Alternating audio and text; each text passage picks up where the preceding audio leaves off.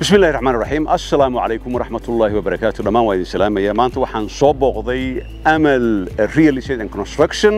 oo ah shirkad Soomaaliyeed aad u weyn caasimadda Garowe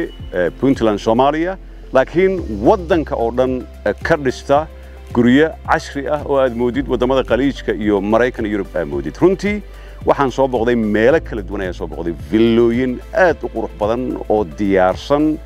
oo qaabka loo design gareeyay ay yihiin modern times oo adduunweynahan ku soo arkay waxaan aad ula dhacay dhiraynta waxaan arkay meel loo qondeeyay in loo sameeyo swimming pool shopping mall loo sameeyo masaajidkii isbitaalkii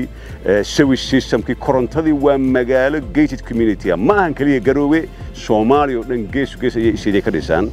waxaan aan la socday teamka waxay tuseen sida caadada waxaan idhaahdaa ituso itaabsi laakiin ituso itaabsi oo toos ah ayaan waxaan u arkay waxyaalo aan aad ula bogay meesha waxa aan aad kula dhacay waxay dhiraynta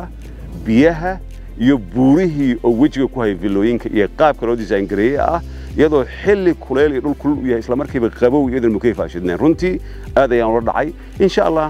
marka dambe aan ku soo laabtay magaalada Garowe ama magaalooyin kale ay ka dhisayaan Amal Group of real estate iyo construction waxaan filayaa meeshan oo dhamaatay in lagu baashaali doono waxaan aad ula dhacay